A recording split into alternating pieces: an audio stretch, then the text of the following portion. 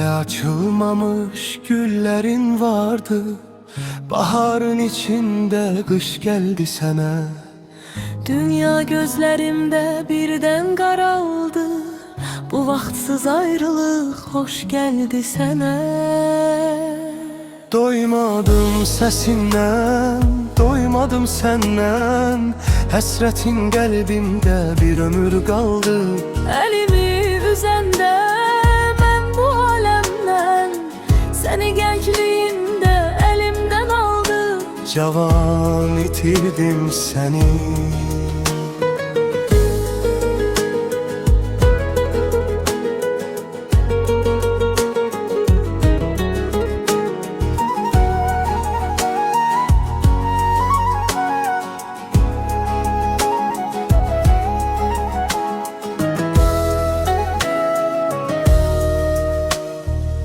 Yolların yarımçı, arzun yarımçı. Değilmemiş sözün kaldı dilimde. İndi xatirən var bir də hıçqırıq. Şəklim boynu büküb qaldı əlimdə. Gülüşün donubdur xatirelerde. Her bakışın sanki bir ömür imiş. Axtarır gözlərim səni hər yerdə. Sensizlik ne ağır bir dözüm imiş. Doymadım sesinden, doymadım senden. Həsrətin qəlbimdə bir ömür qaldı. Elimi üzende mən bu alemden. Seni gençliğinde elimden aldı. Cavan yitirdim seni.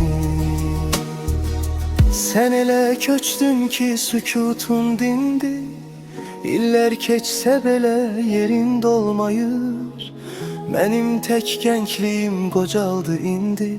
Senden sonra buralar benim olmayır. Taleyin hökmüne gücüm çatmadı.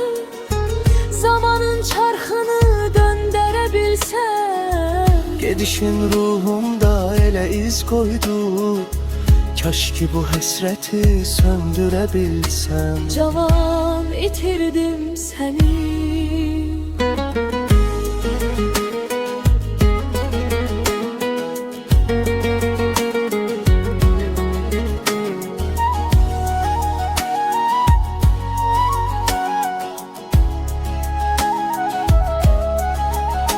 Cavan itirdim seni.